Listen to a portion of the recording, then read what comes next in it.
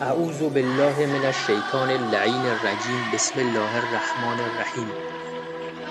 آیا دوست دارید که هیچ فقیر و گرسنه و عریان و مقروض و ستم دیده و اسیر و بیماری در روی کره زمین نباشه و هیچ جنگ و ظلمی در جهان نباشه و هیچ گمراه و گمراه کننده و مستضعف و کافر و ناصبی در دنیا نباشه و ریشه فقر و تبعیض و ظلم و بیماری و فساد و انحراف و گناه از روی کره زمین برچیده بشه و بالاتر از همه اینها کره زمین تبدیل به بهشت بشه؟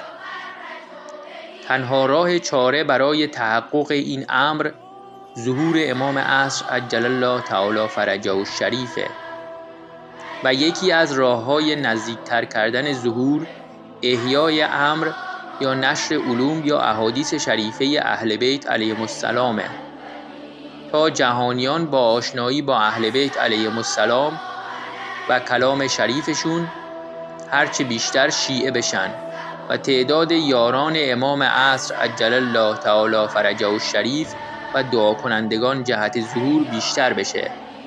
حال چه کسی در این عصر بهتر و بیشتر و کاملتر از همه امر اهل بیت علیهم السلام رو احیا میکنه جز علامه الله یاری؟